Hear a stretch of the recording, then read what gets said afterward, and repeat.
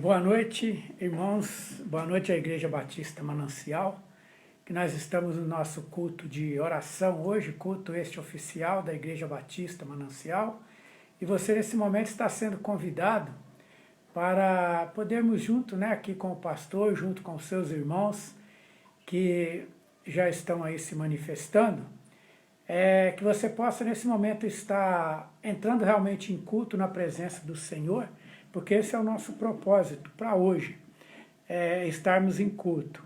Uma boa noite para os irmãos, espero que os irmãos estejam bem neste momento, não é? No momento onde nós temos nos preocupado muito com a questão do aumento de irmãos brasileiros partindo devido ao Covid-19, mas nós queremos, neste momento, agradecer a Deus, e depois no final nós estaremos orando, pedindo a Deus, porque eu acho que há essa troca, pelo menos nós nos sentimos sempre assim bem, com essa questão de estarmos agradecendo a Deus por entendermos que é Ele quem tem nos dado todas as coisas, e também temos esta necessidade, humana de estar pedindo a Deus, na certeza de que Ele está olhando por nós e que Ele também está nos abençoando. E nós vamos nesse momento orar, como nós fazemos costumeiramente, como eu gosto de fazer costumeiramente, sempre no culto de quarta-feira, fazer aquela primeira oração de agradecimento. E nesse momento incentivar você, que está nos assistindo, a pensar em algum agradecimento que você gostaria de fazer para Deus neste momento, ou a Deus neste momento. Agradecer por algo, e se você também não tiver nada para agradecer, aí por você, que eu acho meio difícil, mas que você possa estar também agradecendo por algo que Deus fez, por alguém que talvez você goste, ou por uma situação que te agradou. Na realidade é um agradecimento a Deus, e nós vamos estar orando neste momento com uma oração de agradecimento. E eu gostaria de perguntar se alguém gostaria de solicitar a divisão de tela com o pastor. Havendo esta pessoa aí que gostaria, faça a solicitação, que em seguida o pastor estará dando a oportunidade a você de estar fazendo esta oração de agradecimento. Ok? Se alguém quiser aí fazer a solicitação, o pastor estará dando a oportunidade para você estar orando neste momento. Isso, estamos aguardando um pouquinho, para ver se você... Bom, não havendo, de costume, o pastor estará fazendo esta oração então. Convido você nesse momento a fechar os teus olhos e nós estaremos agradecendo ao Senhor. Deus Todo-Poderoso, é em nome de Jesus que nós estamos nos reunidos neste momento e com o nosso objetivo, Senhor, de buscar o Senhor em oração, buscar o Senhor na adoração, Senhor. Mais uma vez, Senhor, nós estamos aqui porque nós queremos, ó Deus, aprender mais do Senhor, ó Pai, conhecer mais o Senhor através de aprender do Senhor. Neste momento, Senhor, a nossa ida até o trono do Senhor é para agradecer ao Senhor por aquilo que o Senhor tem sido para conosco, feito para conosco, pelo cuidado que o Senhor tem tido para conosco, ó Deus, pelo olhar de misericórdia que o Senhor tem olhado para nós, ó Pai. Enfim, Senhor, neste momento nós queremos agradecer ao Senhor.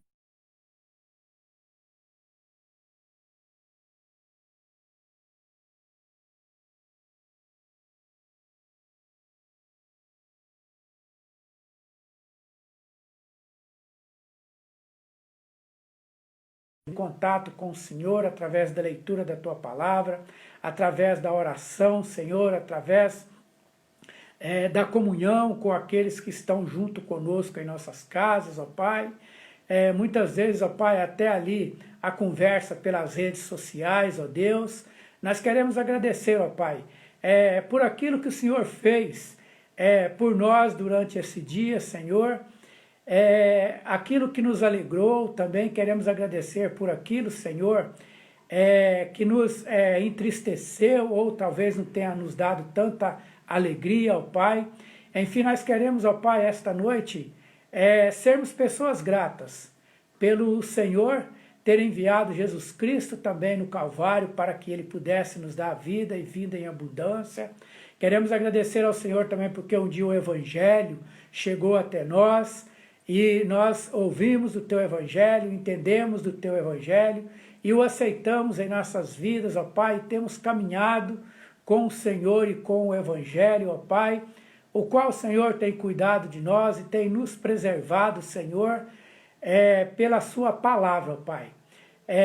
A Igreja Batista Manancial agradece ao Senhor também pela oportunidade que o Senhor tem nos dado também, de não deixarmos de ouvir a Tua palavra, Senhor, mesmo, Senhor, aqui nas redes sociais, que é o momento agora de usarmos, ó Pai, esta ferramenta, e nós queremos agradecer ao Senhor, ó Pai, porque o Senhor não tem deixado que a igreja se disperse, Senhor, mas que a igreja tem sido unida, Senhor, e tem estado, Senhor, sempre comunicando-se uns com os outros através, ó Pai, das redes sociais.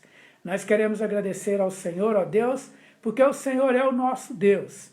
E nós queremos também apresentar neste momento, ó Deus, todos os pensamentos, ó Pai, que foram levados até o trono do Senhor através do agradecimento, na hora que eu citei, ó Pai, e que o Senhor possa receber, ó Pai, o agradecimento de cada um dos Teus filhos, ó Pai, que neste momento, ó Deus, por aqui ou por outros canais, ó Pai, está agradecendo ao Senhor pelo que o Senhor é e pelo que o Senhor tem feito, ó Pai. E nós oramos agradecidos, em nome de Jesus, amém. Ok? Irmãos, nós estamos aqui mais uma vez agradecendo a você, né, que entrou aí no Instagram do pastor, que é Rubens Maciel, e para poder ouvir a palavra de Deus. Agradecemos também a você que não é da Igreja Batista Manancial, mas que sempre tem nos acompanhado através deste canal, dessa live, e agradecemos também você que pode ser que não seja também um crente, mas é alguém que gosta de ouvir da palavra de Deus, e agradecemos aqueles que estão ali também no Caputera, que têm compartilhado também conosco através deste momento e desta posição que nós estamos tendo neste momento, que é a pregação da palavra através do Instagram, através de lives. Então nós queremos agradecer muito também à Igreja Batista do Caputera. O pastor ele tem visto que alguns irmãos do Caputera talvez não estejam acessando esta live, porque muitas vezes não tem ali, não instalou, não tem o seu Instagram. O pastor incentiva aqueles irmãos do Caputera que não tem Instagram, procure alguém e abra um Instagram para você, para que você possa participar conosco, porque o fato de muitas vezes você não participar pode te deixar um pouco disperso, com aquela sensação de que a igreja não está funcionando, não está fazendo nada. E se você estiver aí com o seu Instagram, né, aprenda como usar. Eu acho que é indispensável nesse momento você não saber usar um Instagram, mas procura aí na galera que já sabe. O pastor até dá uma dica aí para os irmãos que estão que tem o Instagram aí no Caputera, que o pastor vê que tem esta ferramenta.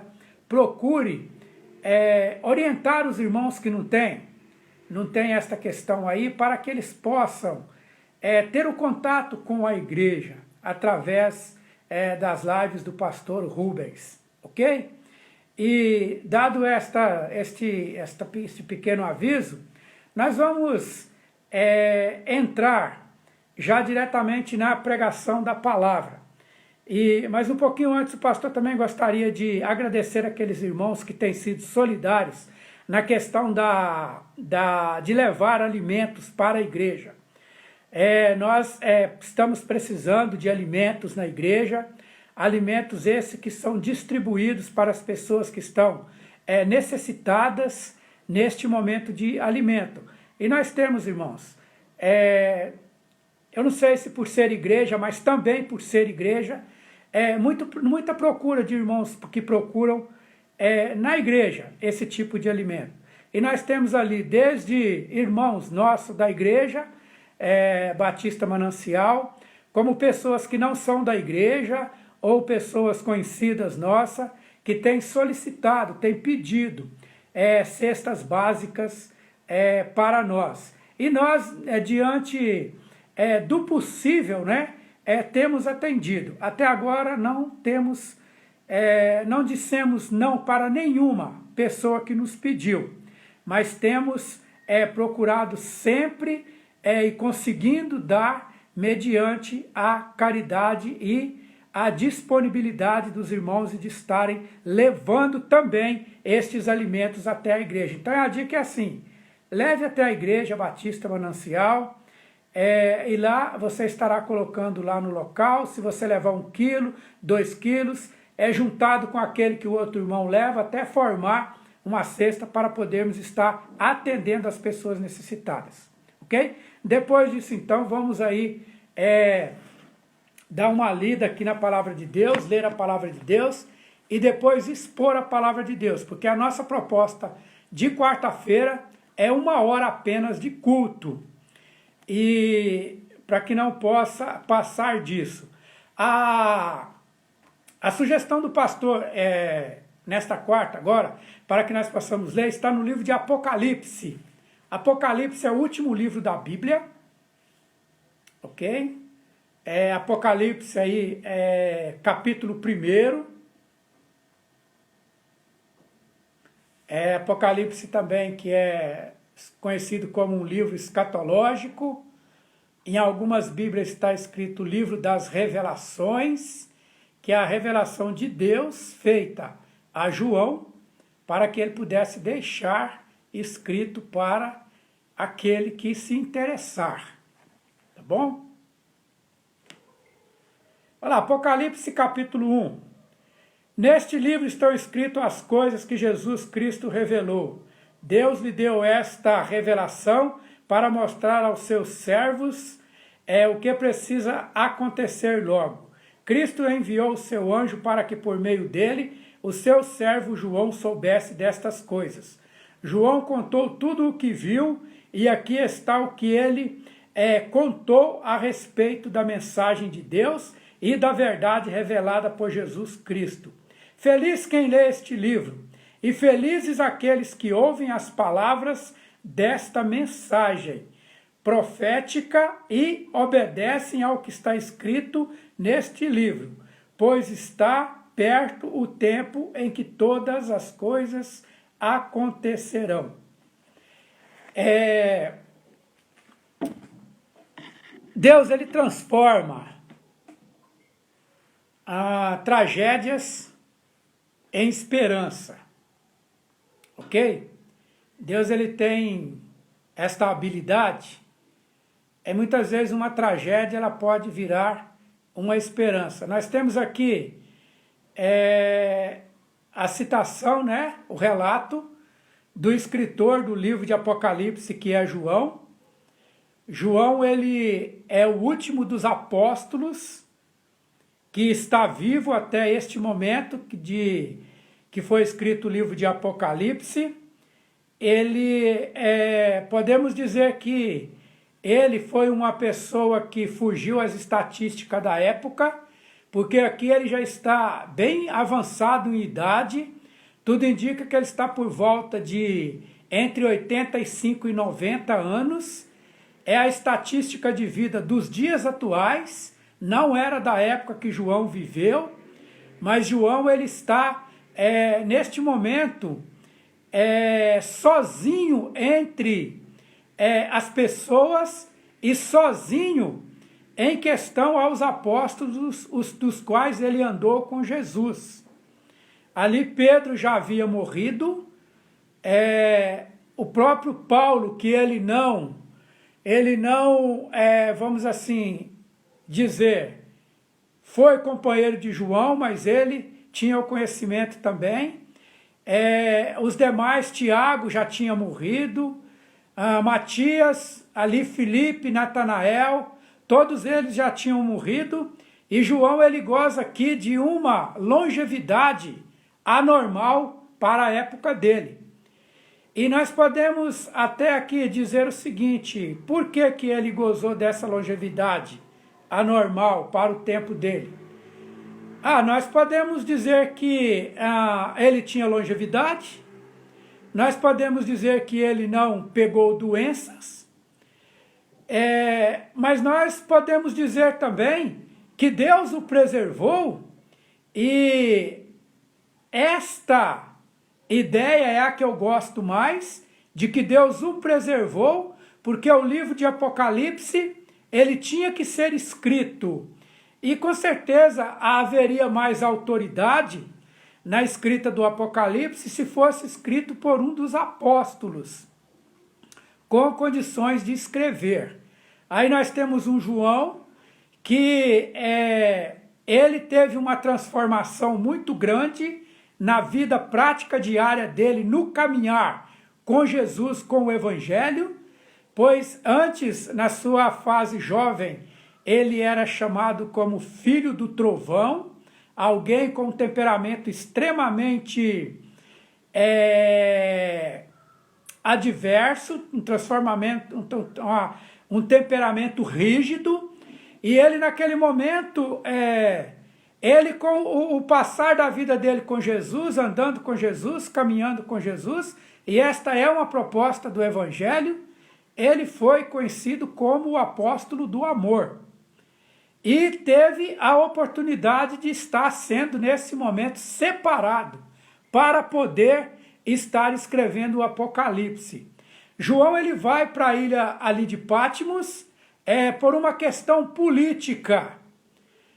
O imperador Domiciano, imperador romano, ele resolve colocar João num local, numa prisão na ilha de Patmos, e ali naquele momento, ele coloca João lá no momento onde os cristãos estão sendo mortos, jogados na arena para cães comerem, para leões devorarem, para lutarem com outras pessoas e serem mortas. O povo está sendo jogado ali por ser cristão, como diversão para aqueles que não eram cristãos. E João poderia ter também, com certeza, ter sido um desses que foram jogados ali no meio daquela arena. Mas eu tendo a pensar e a considerar e a aceitar que ele foi preservado por Deus para que pudesse fazer a revelação do Apocalipse. Então ali ele vai receber uma visão dos céus, e se você for continuar lendo a sequência embaixo, a visão que ele tem realmente é do céu. Ele tem uma visão ali da eternidade, e aonde ele contempla a pessoa de Jesus Cristo com todo o esplendor o qual ele é. Porque quando nós temos um Jesus que desce para a terra, ele se deixa o teu manto ali na questão do teu trono e vem sobre a terra, como sendo a maior atitude de humildade que alguém pudesse fazer. Mas agora ali na visão de João não, na visão de João ele está totalmente com todo o esplendor. Então João ele contempla ali um Cristo com olhos de fogo, né? Olhos de fogo demonstrando a onisciência dele, com pés de bronze, demonstrando a tua onipotência, espada afiada, como sendo representando o seu juízo, rosto brilhante, como a representatividade de toda a tua glória e de toda a tua majestade. Ele vê ele triunfante sobre a morte, ele vê ele triunfante sobre todos os reinos, né? Ele consegue ali na visão que ele tem, ver o Cristo com todo o esplendor que nós podemos apenas imaginar e conseguir ver através do relato que ele faz, mas com uma limitação mental da total glória que nós um dia veremos, que é a glória total de Deus. Mas João ali, ele consegue ver isso através de uma visão. Visão esta dada a ele, porque ela tinha um objetivo. Deus tinha um objetivo de dar a ele esta visão para que ele pudesse ter também a autoridade em si de ver algo que ele não poderia contestar de maneira nenhuma, o que ele iria escrever depois a respeito do Apocalipse.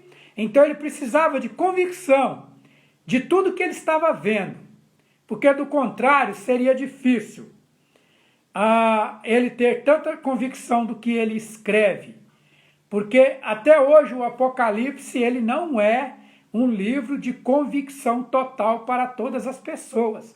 Eu diria que para poucas pessoas ele é um livro de total convicção, até mesmo para a classe teológica de teólogos que ainda tem muitas dúvidas a respeito disso, ok? Então ele cai, quando ele vê aqui, ele cai em profundo abatimento. João, ele cai em profundo abatimento por ver todas aquelas questões. E uma das questões também que João ele vê ali naquele momento, onde ele cai em abatimento, e junto com esse abatimento ele cai em si da certeza da presença de Deus naquele momento, na visão dele e na vida dele. E o que está acontecendo ali, irmãos, não é uma teofania. É realmente a visão dele da realidade que é o trono de Deus. E aqui, nós podemos muitas vezes analisarmos a nós mesmos quando nós estamos na presença de Deus. Porque nós temos que tomar o cuidado, irmãos, eu sempre digo, não se acostume com Deus. Não se acostume em dizer que está na presença de Deus.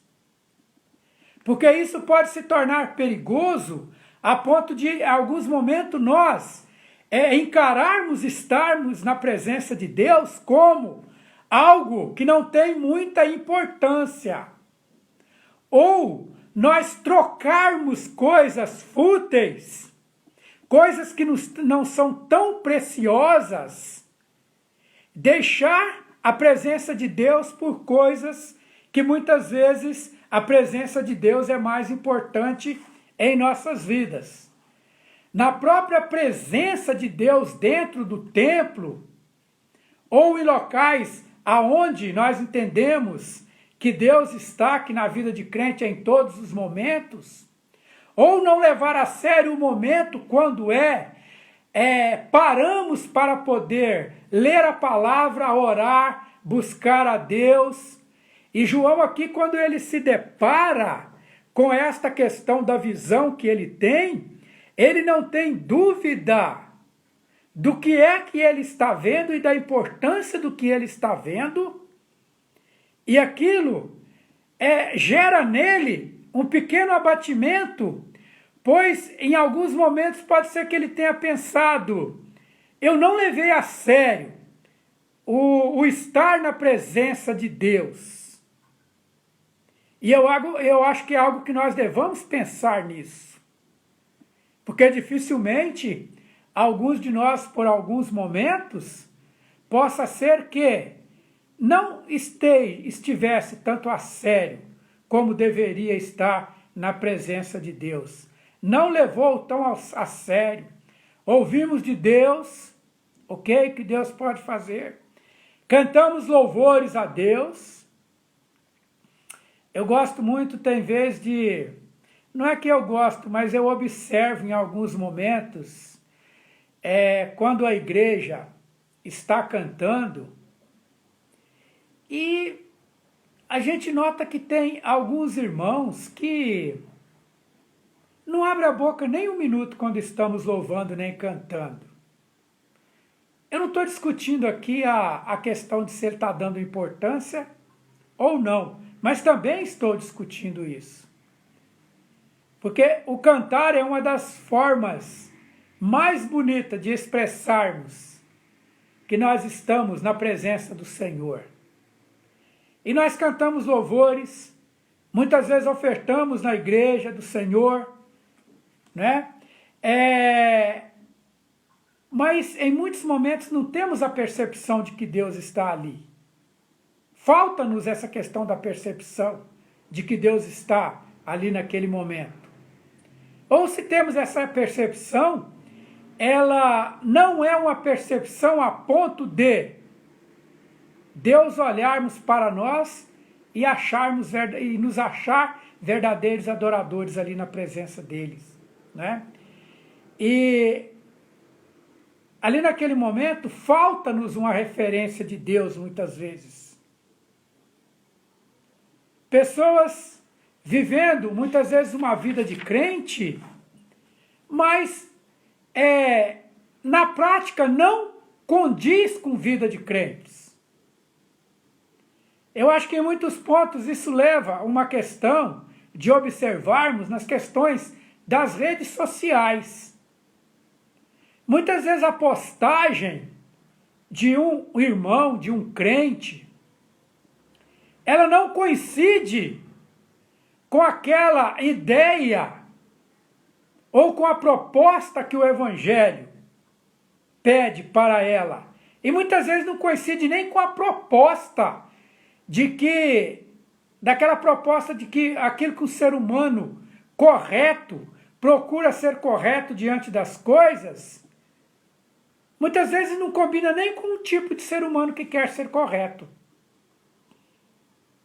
Quanto mais, em alguns momentos que alguns filósofos até dizem que nós, os crentes, transformam a vida das pessoas mais pesadas. É forte essa expressão. Mas é que muitas vezes não há, por parte das pessoas, um levar a sério que realmente estão na presença de Deus, que são de Deus, que são salvos por Jesus Cristo.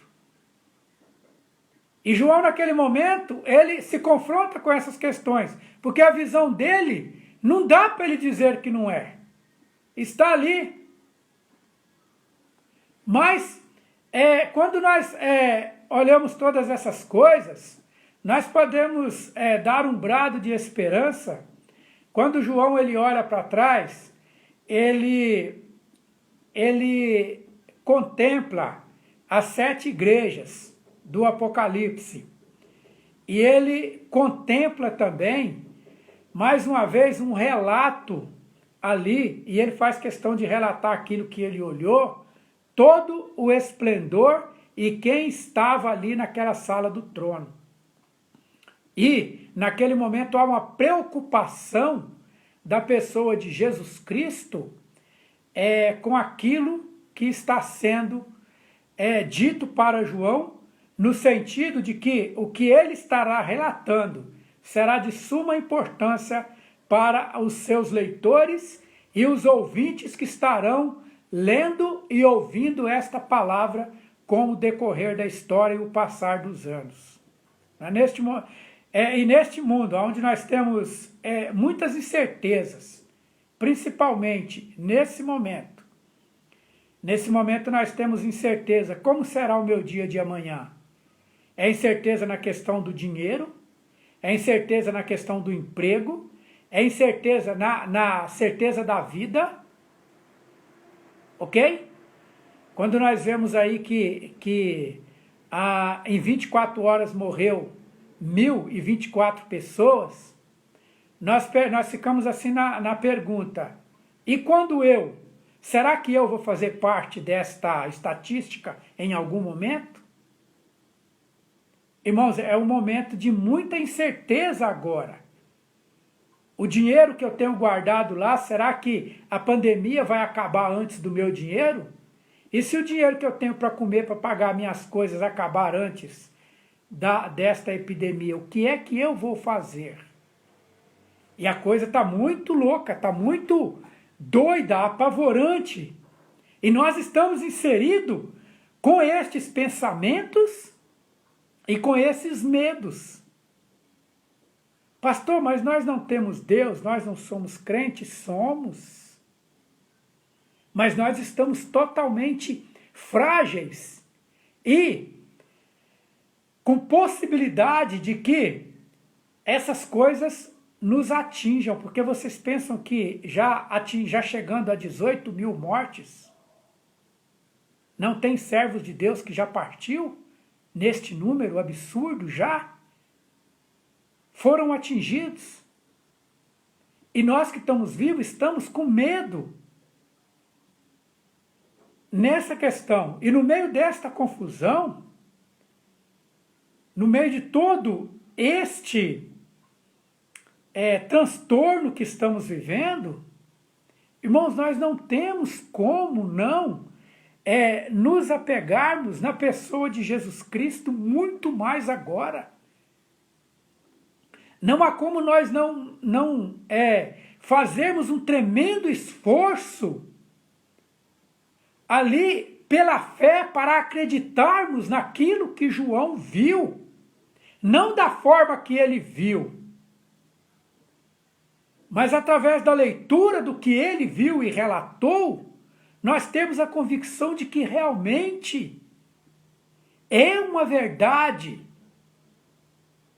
que Deus tem olhado por nós e que nós precisamos de nos apegar a Ele neste momento.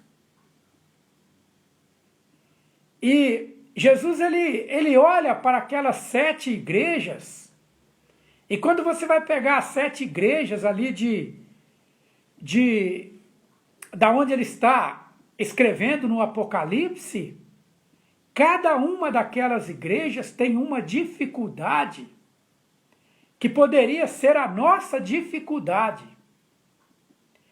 E em cada uma dessas dificuldades, ele se propôs como Cristo estar acompanhando e ajudando estas igrejas a sair dessas dificuldades que ele detecta nelas, olha para elas, vê que elas existem, cita para elas que elas estão nessa situação e depois ele se coloca como aquele que está disposto a ajudar a elas nas suas dificuldades.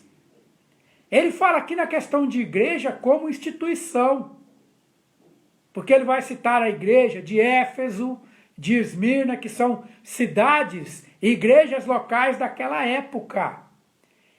Mas, se nós formos colocar de uma questão mais pessoal, não sou eu uma igreja de Jesus? Afinal de contas, nós não temos um conceito que somos pequenas igrejas?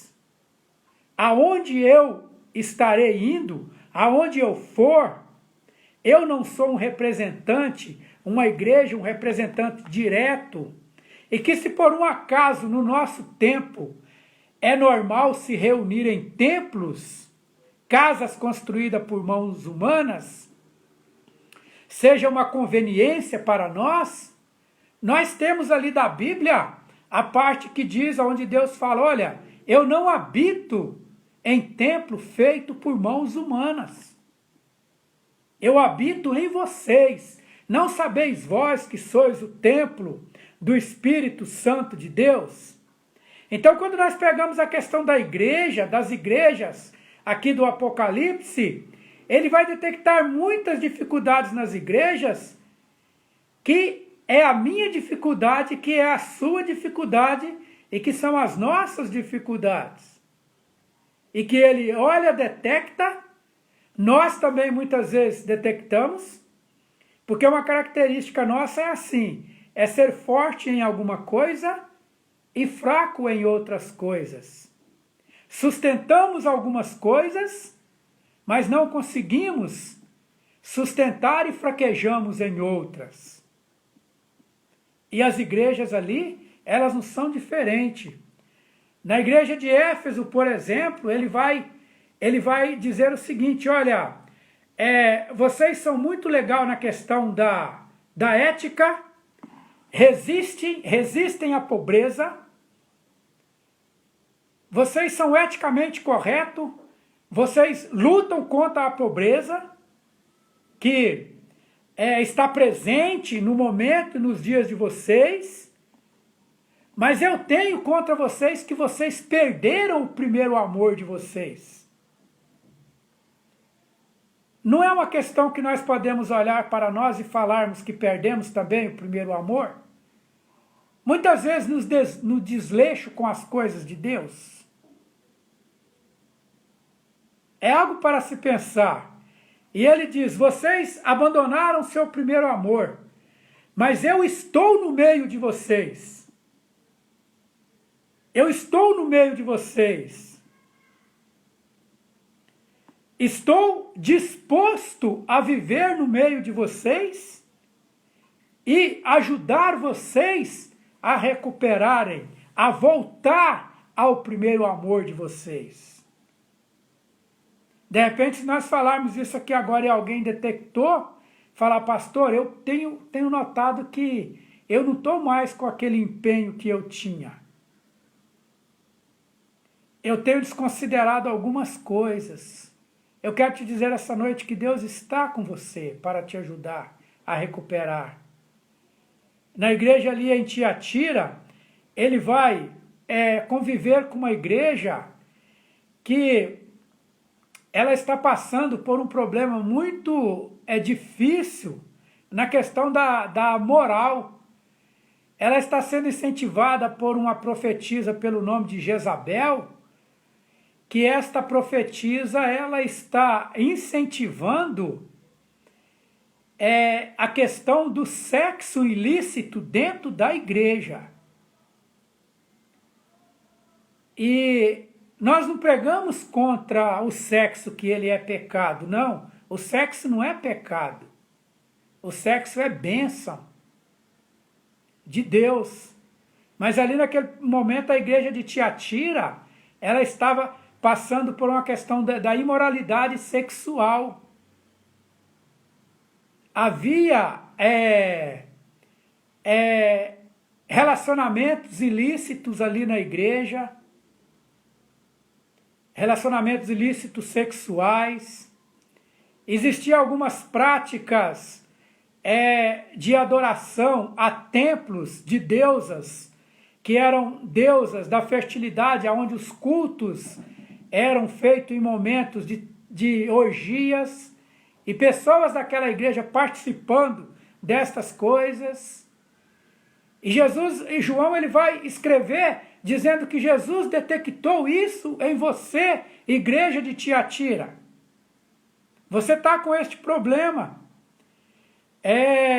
Mas os meus olhos, como olhos que ele diz que lá na representatividade, como olhos de chama de fogo, está olhando para vocês e eu estou no meio de vocês para poder orientar vocês, mas para poder também olhar com justiça para aqueles que entenderam a questão, a proposta do Evangelho, mas que não estão levando a sério essa proposta e denegrindo o meu Evangelho. Sabendo que isto é algo que eu condeno, mas que estão fazendo, mas eu estou no meio de vocês. Agirei com justiça, mas agirei com piedade daquele que realmente voltar em si e deixar essas práticas a quais eu não aprovo. Na igreja de Esmirna, ele vai dizer que aquela igreja estava morta, Era uma igreja que simplesmente se reunia por reunir. Ela é uma igreja que está com um problema também muito grande na questão de perseguição. Está sendo totalmente perseguida naquele momento, passando por um martírio muito grande. E isso fez com que ela se tornasse uma igreja morta. Uma igreja sem referência. Uma igreja que se perguntava, Deus tem ou não tem estado no nosso meio? Tem ou não tem olhado para nós por causa do martírio, da dificuldade? Nós estamos passando por muitas dificuldades. E eu não canso de dizer aqui, há questionamento nesse momento até no nosso meio. Deus está presente entre nós? Deus existe? Diante de quase 20 mil pessoas que já morreram no Brasil, não estamos falando do mundo, estamos questionando de nós, falando de nós mesmos. Mas Jesus ele falou para a igreja de Esmirna, olha, eu estou aqui no meio de vocês. Não se preocupem que eu não perdi o controle da situação. Eu estou passando o martírio, porque eu já vivi o martírio. Vocês estão conversando com alguém que passou pelo martírio, que sofreu tudo que ele podia sofrer na mão dos homens, que foi crucificado. Eu não falo da boca para fora, eu falo daquilo que eu conheço.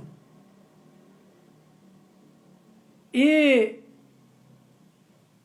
lá na igreja de Sardes, ele vai dizer para a igreja, vocês estão mortos espiritualmente.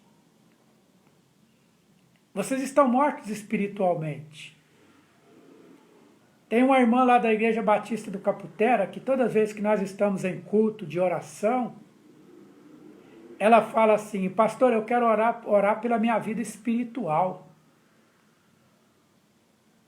Eu nunca questionei ela, perguntei ela, por que você pede sempre para que Deus ore pela tua vida espiritual? Porque nós, assim, de certa forma, nós podemos entrar no ledo do engano que, pelo fato de eu participar da igreja, estar na igreja, eu tenho uma vida espiritual legal. Mas a igreja de Sardes, eles se reuniam, eles eram uma igreja oficial ali, uma igreja local, com todas a placa, com todo o sistema de uma igreja, estava ali, mas era uma igreja que estava fria espiritualmente. E Jesus ele vai dizer, olha, eu tenho 7 Espíritos de Deus para reviver vocês. Porque uma das características lá do livro de Apocalipse, se você ler até o 20, do 1 até o 20, do capítulo 1 até o versículo 20, uma das coisas que Jesus vai dizer, olha, eu tenho 7 Espíritos de Deus comigo. E vocês estão com problema espiritual, eu tenho condições de estar revivendo vocês espiritualmente.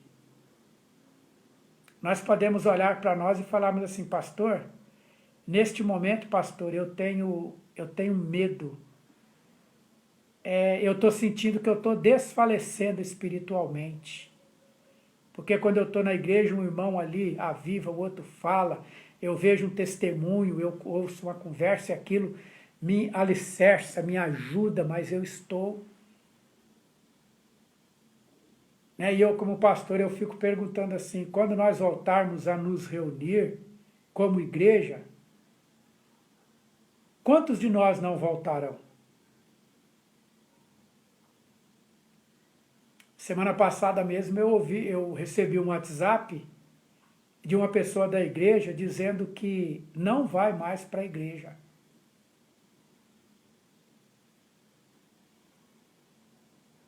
Pessoa de conhecimento nosso não vai mais para a igreja.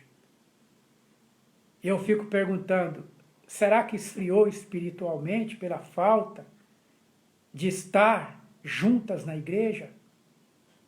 Eu, como pastor, eu pergunto, quantos voltarão quando tudo isso terminar? ou aquele que já estava frio, vai falar assim, eu vou perder, vou aproveitar esta oportunidade e não vou voltar mais. Porque o que nós temos que tomar cuidado, irmãos, que nós podemos descobrir que esses dias, sem ir para a igreja, pode não ter feito falta para muitos. Muitos podem olhar e falar assim, não fez falta não ter ido para a igreja. Eu comi, eu bebi, eu morei, eu me relacionei, eu trabalhei, nem o vírus eu peguei, não fez falta para mim. E eu digo para vocês que talvez alguns não voltarão quando nós voltarmos a nos reunir no templo. E a igreja de Sardes, ela estava morta espiritualmente. E talvez nós estejamos aí mortos espiritualmente. E a penúltima aqui, que é a igreja de Filadélfia, ela estava fraca. Ela estava uma igreja fraca, parecida com a igreja aqui um pouco de Sardes, né? Porque muitas vezes uma igreja fraca, nós entendemos ser uma igreja morta espiritualmente. Mas de Cristo ele fala, olha, eu tenho a chave de Davi que abre e que fecha qualquer porta. Eu estou no meio de você, igreja fraca. Eu estou no meio de vocês, porque eu tenho a chave. Eu tenho a chave do inferno, eu tenho a chave da morte. Eu venci a morte. Eu venci aquilo que talvez fosse algo do mais forte, que possa, talvez nos assustar. O maior medo eu venci por vocês. E eu estou no meio de vocês. E eu de novo pergunto, quem está fraco me ouvindo nesse momento, saiba que Cristo está com você na tua fraqueza. Porque ser fraco é natural nosso. É natural nós estarmos fracos. Tem dia que nós somos os campeões da fé. E tem dia que nós estamos lá embaixo, sem experimentar expectativa nenhuma. E dias que eu falo são momentos também de nossas vidas. E se a fraqueza tem te atingido em alguma área da tua vida, e quando eu falo na questão de áreas da vida, eu não me refiro apenas ao seu relacionamento com Deus, não. Nós somos fracos também em muitos outros relacionamentos, em muitas outras áreas da nossa vida. Fraco no caráter, fraco na personalidade, fraco em relacionamentos.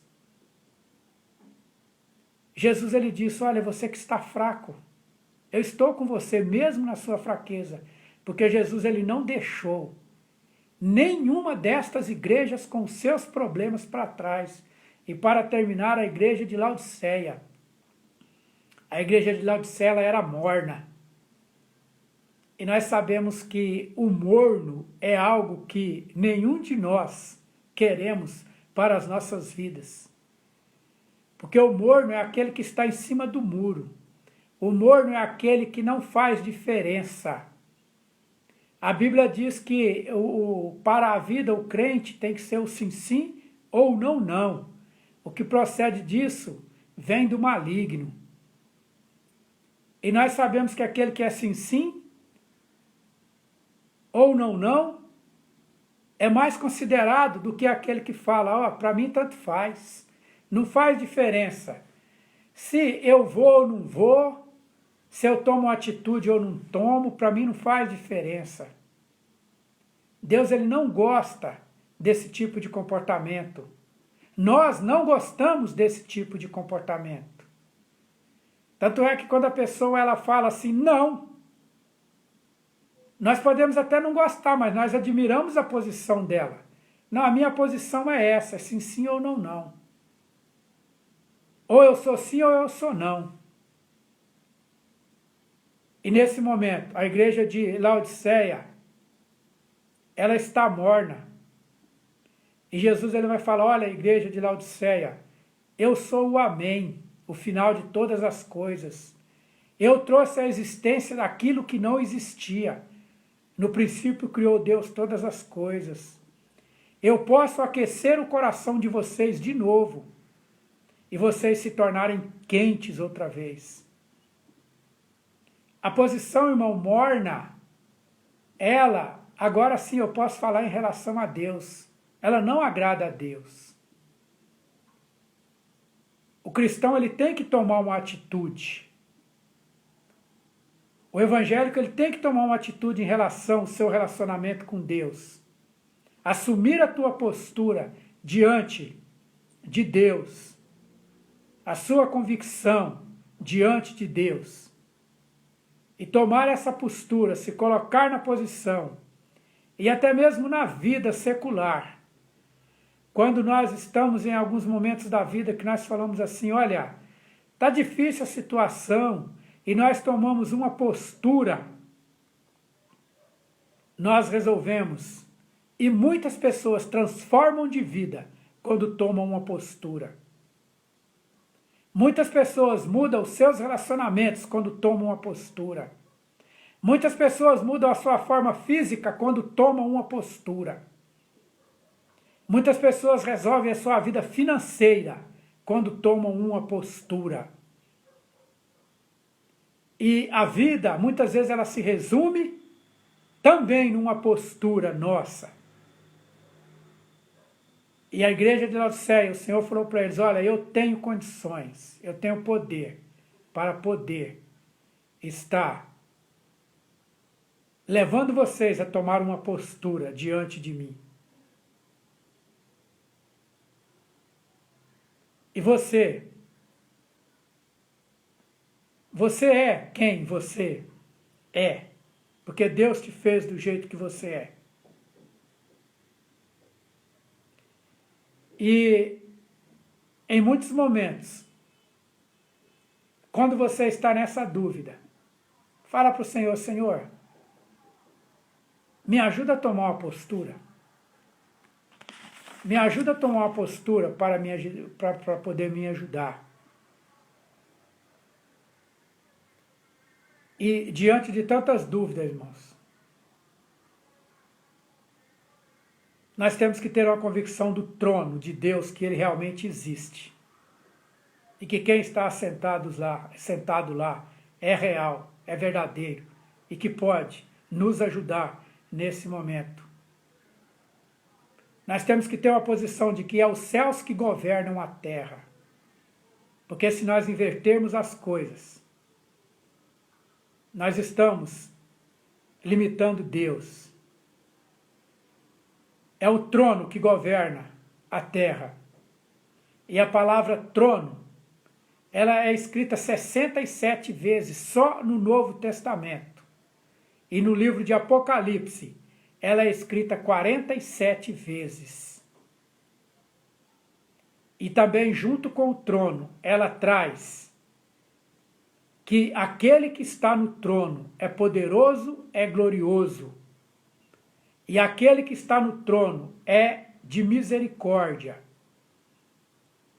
Antes, meus amados, de Deus tomar qualquer postura em relação a nós, ele vai tomar primeiro uma postura de misericórdia. E depois ele agirá com outras posições. Em favor de nós, ou contra nós, ou para nos disciplinar. Mas antes de qualquer uma postura dele, seja de disciplina, de justiça, até mesmo de tirar as nossas vidas, ele vai nos dar uma misericórdia, porque no trono dele, em primeiro lugar, sai misericórdia. E antes dele aplicar o juízo, ele nos dá a possibilidade de misericórdia. Ele tem nos dado a oportunidade. Pegue esta oportunidade e que Deus possa nos abençoar neste momento. Pela palavra dele, nós já estamos aqui terminando. Temos mais apenas alguns minutinhos para o término deste culto. E nós, neste momento, nós vamos orar.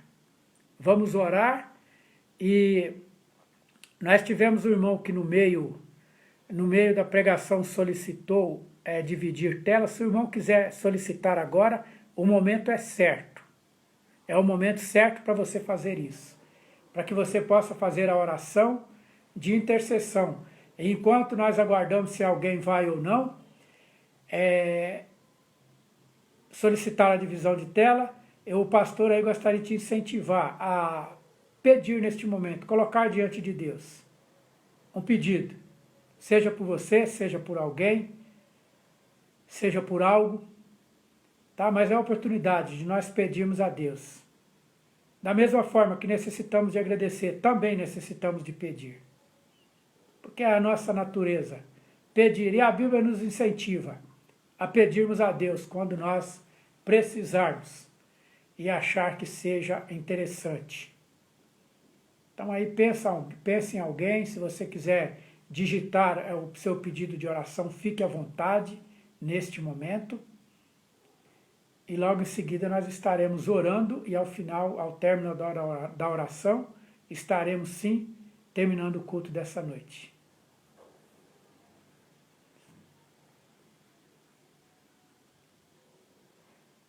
Ok, não havendo aí a solicitação de divisão de tela, nenhum intercessor, o pastor, ali a Marta, por minha saúde e do bebê, da minha família, ela se refere a Marta está grávida, né? Ela se refere ao próximo bebê que vem por aí, tá bom? Vamos orar então? Fecha aí os teus olhos. Tenha uma convicção bem forte agora do trono. Pela fé, pelo Sérgio, pai do nosso pastor Fábio, o Fabão, né, o pastor da Igreja Batista ali no Imbu, lá do Memorial do Imbu, não a primeira do Imbu, está internado com câncer avançado na vesícula. Vamos orar então. Pai, nós queremos neste momento, como Igreja Batista Manancial, reunida em culto agora, apresentar ao Pai os pedidos de orações que foram feitos, ó Pai, pela Tua Igreja e individualmente pelos membros da Tua Igreja, Senhor. Ó Deus, alguns aqui pedidos foram citados do Sérgio, Senhor, que está internado, Senhor, em estado ali, ó Pai, é grave para nós, ó Pai, mas sabemos que o Senhor é aquele que pode todas as coisas, ó Deus.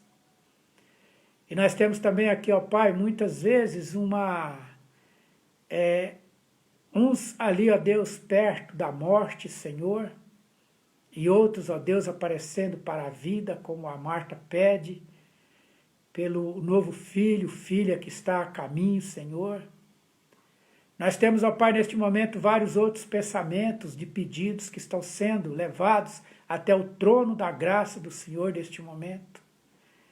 E é em nome de Jesus que nós intercedemos neste momento por esses pedidos. Pedido que o Senhor possa olhar para cada um de nós, ó Pai, contemplar a cada um de nós, ó Deus, e, ó Deus, estar, ó Pai, respondendo de acordo com a vontade do Senhor, ó Pai, mas não podemos esquecer também de pedir ao Senhor que de acordo com a necessidade, Senhor, de cada um, ó Pai. Ó Deus, apressa-se em socorrer, ó Deus, esse momento, a humanidade, o Brasil, ó Pai. Pedimos ao Senhor, ó Deus, que o Senhor possa nesse momento estar olhando, Senhor, para a ciência, para que ela possa arrumar, ó Deus, descobrir algo, Senhor, uma vacina, ó Deus, uma forma de parar, ó Deus, com este vírus, ó Pai.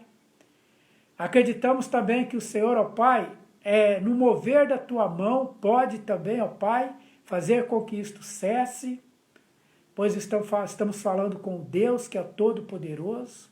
Cremos nisso, Senhor. Queremos, ó Deus, neste momento, pedir ao Senhor que olhe para cada um de nós, os nossos familiares, nossos filhos, nossas esposas, Senhor, todos aqueles, ó Pai, que de alguma forma têm parentesco, ó Pai, que esteja olhando